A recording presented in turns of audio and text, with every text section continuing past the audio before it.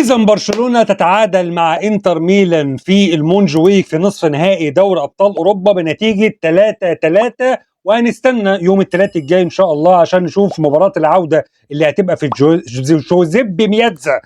واحد متلعثم. النهارده كان ماتش جبار بصراحة، النهارده ماتش كقمة أوفت بوعودها، ولكن هنتكلم كلام كتير عن اللي حصل في الشوط الثاني أكتر من الشوط الأول بالنسبة لفريق برشلونة. بس الأول اعمل لايك وشير وسبسكرايب، اشترك في القناة لو مش مشترك. يلا بينا نبدأ.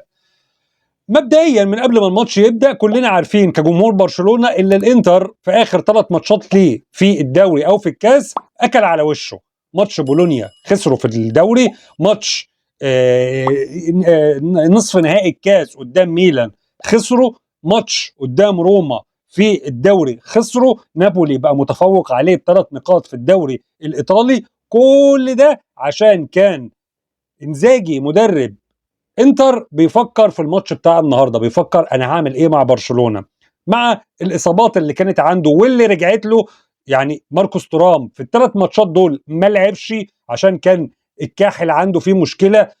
ديم فرايز ما لعبش الماتشات دي عشان كان مصاب، واول ماتش يلعبه كامل كان ماتش برشلونه، ونزل بديل في الماتش اللي فات قدام روما اخر ربع ساعه، اللي هو يعني ايه بيشوف اللياقه البدنيه بتاعته عامله ازاي وهيبقى جاهز للماتش ولا لا. وقد كان الاثنين اللي كان معتمد عليهم انزاجي ان هم يقدروا يضيفوا له اضافوا له اضافه بصراحه. هم اللي جابوا له 3 جون النهارده. ماركوس تورام جون في اول 30 ثانيه، بسم الله الرحمن الرحيم، لسه ما بدأناش الماتش، كوره من مش قادر اقول تحول قوي عشان كانت لسه المباراه لسه بادئه، ولكن ماركوس تورام بياخد الكوره لولا سوء الحظ اللي كان مع انيجو مارتينيز اللي هو يقع قدام الكوره، فماركوس تورام بيحط اسرع هدف في تاريخ الشامبيونز ليج في نصف نهائي دوري ابطال اوروبا. النتيجه تبقى 1-0. لو هنيجي نتكلم عن برشلونه النهارده او هانز فليك عمل ايه النهارده في التشكيله بتاعته، التشكيله العاديه المثاليه ما عدا اللي انت ما بتلعبش بباك شمال. نزلت بتشيزني في حراسه المرمى النهارده، نزلت بكوندي، انيجو مارتينيز وكوبارسي، وعلى الناحيه الثانيه الحله اللي احنا بنلعب بيها دي جيرار مارتين، قدامه كان موجود فرينكي ديونج وبيدري، قدامهم اولمو، لامين يامال، رافينيا، وفران توريس اللي بيعوض غياب ليفاندوفسكي المصاب. على الناحيه الثانيه كان انزاجي يعني التشكيله المثاليه بالنسبه له اللي هو يلعب بيه سومر في حراسه المرمى، بيسك النهارده المدافع الالماني اللي بيلعب مكان بافارد اللي اتصاب في الماتش بتاع روما بتاع الدوري، مع اتشيربي، مع باستوني. قدامهم كان بيلعب بقى اذا كان اسمه ايه ده، اللهم صل على سيدنا محمد، ديمفرايز مع دي ماركو، مع الثلاثي كان شاناوغلو ومختريان وباريلا، وقدامهم كان موجود لوتارو مارتينيز وكان موجود ترام. تبدا الشوط الاول، انا ما اقدرش اقول ان الجون الاولاني جه من تحول، احنا لسه بنسطر، لسه بنقول يا هادي الكره يعتبر اتقطعت، احنا بنلعب بالضغط العالي بتاعنا بالهاي لاين بتاعنا، الدنيا اتضربت، انيجو مارتينيز وقع، هوبا الجون الاولاني. الجون الثاني احنا من بداية الموسم واحنا عارفين كلنا كبرشلونية اللي احنا ضعاف جدا في موضوع الركنيات ده، الركنيات اللي بتيجي علينا والركنيات بتاعتنا، احنا ما بنستفدش من الركنيات بتاعتنا كلاعب اللي هو بالهيد. احنا استفدنا بيها النهارده بالجون بتاع رافينيا هنتكلم عنه دلوقتي، ولكن الكورنرات اللي بتيجي علينا نقطة ضعف واضحة. النهارده كورة بتتلعب بتروح للدمفرايز من اتشيربي، دمفرايز بيعمل دبل كيك في ال6 ياردة، زي برضو الجون اللي جاء فينا في الكلاسيكو في نهائي كاس الملك، برضو جاء فينا جون من كورنر، زي ما في الدوري برضو بيجي جوان فينا في الكورنر. فدي ثغره احنا مش عارفين نحلها لغايه الان، مع العلم اللي انت عندك لعيبه طويله وبدنيه زي كوبارسي مش قصير، انيجو مارتينيز مش قصير، اروخو مش قصير، كوندي ذات نفسه مش قصير، حتى جيرارد مارتين اللي احنا بنقول عليه حله موجوده في الباك الشمال مش قصير. بس المشكله في الرقابه، احنا ما بنعرفش نراقب اللعيبه في موضوع الركنيات ده، تتقلب الدنيا كلها من اول الجون الاولاني وبعدين الجون الثاني اللي انت تبقى مغلوب في اول 20 دقيقه ومتاخر بنتيجه 2-0. بس انت كبرشلوني مش عارف اللي انت هترجع او اللي انت هترد. انا واحد من الناس انا عارف، وانت اكيد كبرشلوني تتفرج عليا اكيد عارف. لو كنت شاكك اكتب لي في الكومنتات في الدقيقه دي، احنا في الدقيقه 4 و57، قول لي لا انا كنت شاكك. اعتقد لا، اعتقد لا، انت ما كنتش شاكك خالص ان برشلونه هيجيب جون وهيجيب التاني وهتبقى نار على اللي جابه انتر.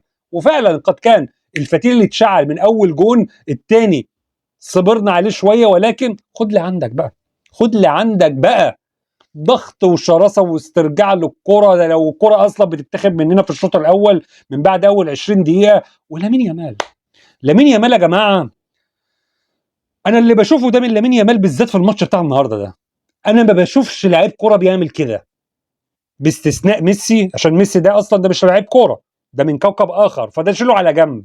انا بتكلم على البني ادمين، اللعيبه البني ادمين اللي احنا بنشوفهم. احنا بنتفرج على الدوري الانجليزي، بنتفرج على الدوري الاسباني، بنتفرج على الدوري الايطالي، حتى بنتفرج على ماتشات قمه في الدوري الالماني، بنتفرج على دوري ابطال اوروبا، بنتفرج على ماتشات قمه في اليوروبا ليج، بنتفرج بنشوف. انا ما بشوفش حد بيعمل اللي بيعمله ده، خصوصا النهارده، خصوصا النهارده. يعني الجون الاول، الجون الاول هو يعني مهلفه دي ماركو مع مختريان مع باستوني. دي ماركو ده وباستوني دول يعدوا من احسن، اذا كان الباك ليفت او اذا كان قلب الدفاع، من احسن، مش من احسن، هم احسن باكات موجوده في الدوري الايطالي، وبتصنفهم ان هم من احسن الباكات على مستوى العالم، اذا كان دي ماركو ولا باستوني. سيبك من مختريان. هلفتهم النهارده ازاي في الشوط الاول؟ هلفتهم حرفيا. دي ماركو طلع بين الشوطين عليه كميه ميمز في السوشيال ميديا، مش قادر من اللي حصل النهارده. مرمطه مرمطه مرمطه. وانت بتمرمط مين؟ ده دي ماركو، دي ماركو يا جماعه بقاله من ساعه لما انزاجي مسك الانتر، ودي ماركو من احسن الباكات الشمال اللي موجوده في اوروبا، في اوروبا مش في ايطاليا بس، في اوروبا، وعامل اداءات خياليه، وعامل موسم محترم جدا في الدوري الايطالي وفي الشامبيونز ليج.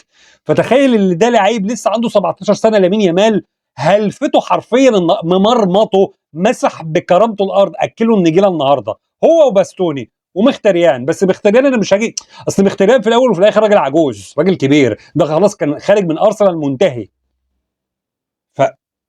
اللي انت تعمل فيهم كده، والجون الاول اللي هو خلاص بقى انا ايه، انا زهقت من الخط ومن الهلفته دي، لا انا هخش هلفتكم في منطقه الجزاء، ودب دب دب، خد دي يا عم سمر، انت قاعد ايه عامل لي فيها سبايدر مان وقاعد بتنط لي كده وتنط لي كده، طب خد دي. جون اول ولا احلى ولا اروع ولا اجمل حاجه، طابلو.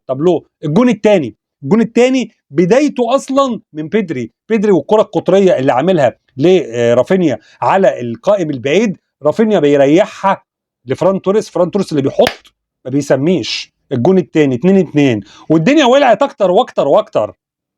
ما انت طول ما انت بتجيب اجوان، كل ما انت متاخر احنا بنولع اكتر وبندوس بنزين اكتر واكتر.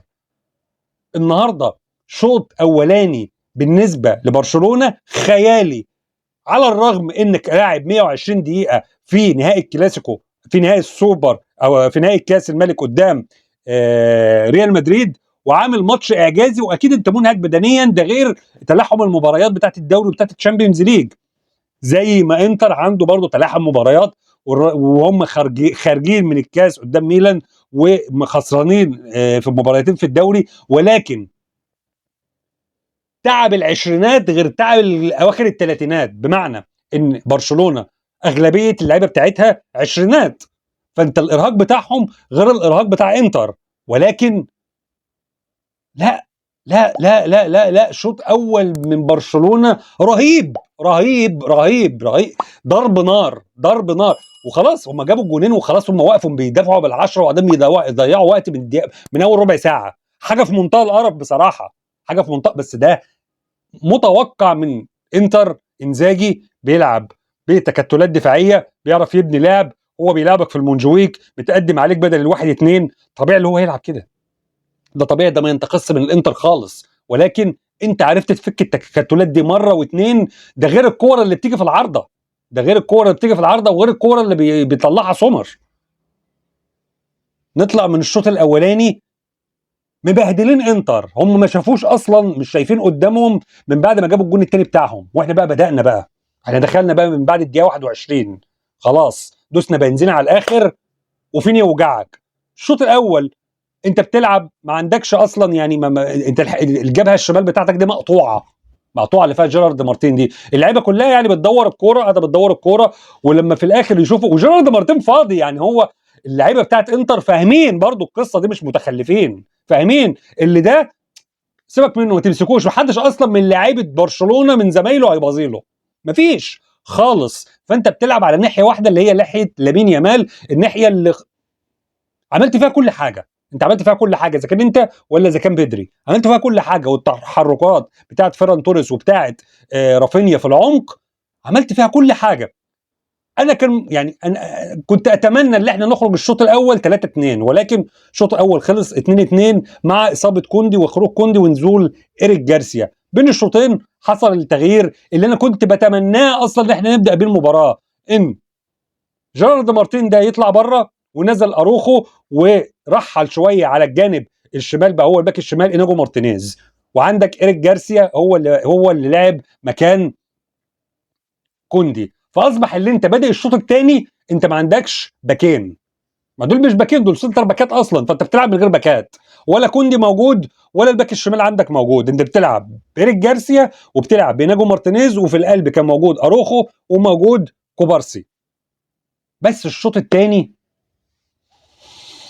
العامل البدني بان قوي على برشلونه من بعد اول ربع ساعه من الشوط الثاني، وده شيء يقلق مش في النتيجه اكتر ما يقلق في الاداء، مع نزول انزاجي بتغيير في العقليه بتاعه اللاعب، اللي هو قال لك لا انا مش هستنى بقى، خلاص احنا متعادلين، انا مش هستنى، انه طول ما انا مستنيهم ورا هم زنقني وهيجيبوا جوان، كده كده لعيبتي هتغلط، لا انا هطلع ابريس عليهم او اضغط عليهم ضغط عالي. وقد كان من اول ثانيه في الشوط الثاني انزاجي بدا الضغط عالي وشرس جدا على فريق برشلونه، اللي كان البدني بتاعه 50-50 من بدايه الشوط الثاني، قل بدنيا جدا بالمجهود اللي هو عمله ومطارده النتيجه، بدل ما انت كنت 2-0 بقيت 2-2، فبدا الدنيا تبقى متقفله عليك، بداوا ما هم يضغطوا عليك، بدا اللي انت تستهلك بدنيا اكتر واكتر، لغايه لما جه الجون بتاع ديمفرايز اللي هو يعني ماشي، ديمفرايز النهارده عمل ماتش جامد وكل حاجه وجايب جونين بس مش عارف انت يا عم ديمفرايز في ايه في الشقاوه دي؟ خير خير مع يعني انا بقول برضو ان يعني تشيزني كان ممكن يقدر يعمل فيها حاجه، بس ايا كان جه فينا الجون الثاني عشان نروح احنا بقى نشد حيلنا شويه، نسخن بقى شويه، احنا كل ما نهبط الجون يجي يسخننا لغايه لما نخش نجيب جون، نعتمد على الركنيات، ولكن مش بقى مش في الهواء، لا على الارض.